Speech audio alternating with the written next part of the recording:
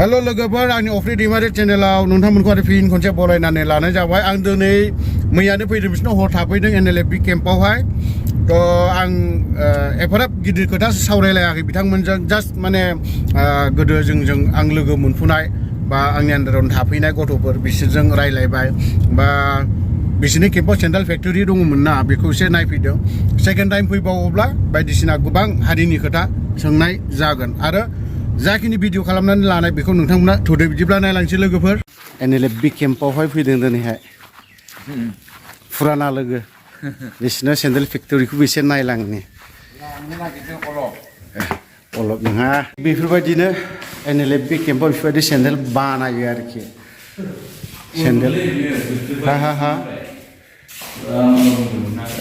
नैबेजोंबो दङ बेफोरो माने फिसा दंजोबो गासिबो बेजोंबो हा 2-3 बोसोरनिफ्राय आच्छा बावहाय सेंग्राफ्रानो बानायजोबो नामा सेंग्राफ्रानो बानायजोबो आच्छा ओरैनो बाहेरायावसो थांजोबगोनदां ना बाहेरा ओरैनो गुबुन स्टेटआव बाहेरायावसो बानाय जादों दायो अरुणाचलावबो जादों गुबुन स्टेट माने बहाबा अरुणाचल स्टेट आच्छा डिस्ट्रिक्टआ खिन्थु सनितपुर डिस्ट्रिक्टआवबो थांगासिनो दं गोदान नालाय बुस्थुआ दासो एसे मिथिहांगासिनो दं खालामनानै फैबाय थायो आरो बेफारिया जों हलसेल रेटआवनो हरखायो थेवबो चिरां डिस्ट्रिक्टआवबो लाङोबा लांफैनो हागोन सनाय केम्पआव फैनानै लांफैनो हागोन आरोखि सेन्देला गाज्रिथ' नङा ना बेथ' उन्दैफोरनि खय बोसोरनि बियो 2-3 बोसोरनि आच्छा मैया मेसिनाखौ नायनोसैथ' बेलाय माथो बेनो सेन्देल बानायग्रा दा बेबो सेन्देल बानायग्रा हिसाबै थाबाय बेयाव बै मेटेरियेल्सखौ दोननानै नारखबना होयो आरो आच्छा सातनिफ्राय खय नाम्बारसिम होबाय बेबोनि बे एखे सेम आरोखि लास्ट 9 नाम्बारसिम दङ दाइस गोजा बियो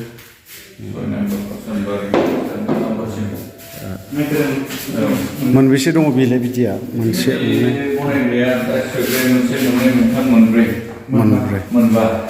मोनबा बावहाय नैबेलाय बे फिथा सोग्रा बियो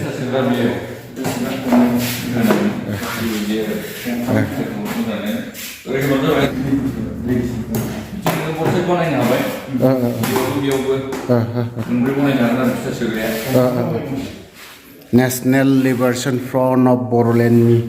आर्मि गोजा बिसोरो गासैबो हारिनिबो खामानि मावो प्लास लोगोसे बिदिनो मा खालामनाय बिथांमोना बर' हारिनि खामानिबो मावो लोगोसे आरो बर' हारिनि खामानि बेसेबां मावोमालाय मावबाबो जोबनो थाङा ओंखायनो सेन्देल खालामनानै गुबुन स्टेटआव हरनाय जायो आरोखि बिसोरो थ' बिदिब्ला आरो नायलांबावनि बे ल'खासो नामा सेन्देलालाय सिगांथ' दंजोबोमोन जोंहा बेयाव वालाव होनाय जाखादों आच्छा 7 नाम्बार 6 नाम्बार बेबायदि नाम्बारफोरखौ होनाय जायो ओमफ्राय बेयाव जाहोयो बैथिं दङमोन 7 नाम्बार बैथिं 1 नाम्बार 4 नाम्बार बे फुलमोन नालाय आच्छा फुलाव बियो साप्लाय थांजोब्बाय साप्लाय थाङै दा खालि जानानै दं नैबे एसे एनै दङ बेबो थांबाय थायो लांफैबाय थायो ओमफ्राय जादों बे नैबे जों बावैसो उनाव स्टार्ट खालामफिनगोन ना दा नोंसोरो दा बेखौबो मावनानै बर' हारिनि खामानिबो मावनो मोननानै माबोरै मोनदों गोसोखौ जोंथ' दा नैबे फेक्टरि मावनायाव जोंहा बिराद माखासे जोङो रोङैखौबो रोंबाय आरो जोङो बेबायदि मोनसे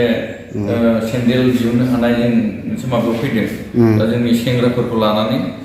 जों बेफोरखौ सेंग्राफोरखौ थुलुंगा होबाय थादों आरो दा बेजोंनो जोङो जाथिखौ सिबिलांनि होननानै जि हायो बे माबाखौ सेन्ट्रेल फेक्टरिखौ जों लाबोनाय जानाया सानसे समाव नोंबो एक्सन डिबिमोन नोंखौबो आं लोगो मोनदों गोबां सम गोबाव समावहाय आफादनि खामानि मावनानै नोङो दिनैहाय एनएलएफबि आफादावबो खामानि मावनानै गोसोखौ ओरैनो माबायदि मोजां जेनेबा जोङो सारमोननि दैदेननायावनो बै समाव जों एनडिएफबिआव जमायै जों मावबोखादों मावबोनायनि गेजेरजों जोङो एकर्ड जाजासिमबो जमायैबो जों थाबोदों नै जों माखासे एकर्डआ मोजाङै बर' हारिनि गांनाय उखैनायखौ सुफुंजोबै बायदियाव आद्रा थानाय बायदि मोननायाव जोङो आरोबाव फिन खनसे NLFBआव जोङो माबा खालामनानै दायो NLFBआव मावगासिनो दं आरो जेसेबां समसिम हायो जोङो नाजालांबाय थागोन बेखिनि आद्रा थानाय सिमांफोरखौ जाफुंहोनो थिगैनो दं थाखानांगौ आरो नोंहाबोथ' चेनेल दङ नोंदां आंना बे माबा चेनेल मोनसे दङ दा SB फिटनेस मटिभेसन ओरैनो एक्सारसाइसनि आरो जिम खालामनाय मानाय देहाखौ नोङो माबोरैहाय स्ट्रं खालामनांगौ बेफोरखौ नोङो मोनगोन आरो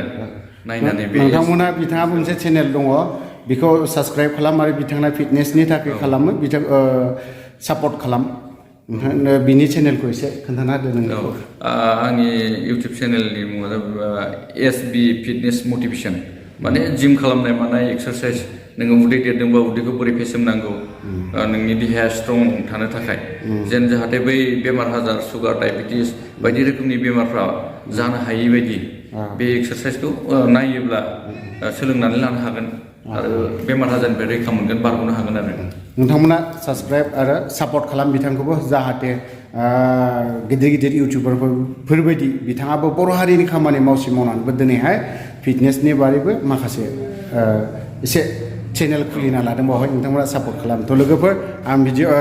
बे केम्पआ एक्सुवेलि सनाय केम्प आं गोदो थानानै थांनाय बावहाय फैनानै गोजोननाय मोन्दों मोजां मोन्दों नोंसोरखौ लोगो मोननानै ओमफ्राय बिथांखौबो लोगो मोननानै बिराद मोजां मोनदों सेकेन्ड टाइम आं गोबां खोथा सावरायफैगोन बिजों सावरायफैना गोबां खोथा मोनथिना लागोन हारिनि बारै गुबुन गुबुन खोथा आं दिनैहाय बे केम्पआव फैनानै बिथांमोननि सेन्देल बानायनाय नेक्स्ट टाइम गुबुन गुबुन आइटेम लाबोबावगोन होननानै बुंदों थ' लोगोफोर आं भिडिअखौ बावहायनो दोनथ'नाय जाबाय जय बर' हारिनि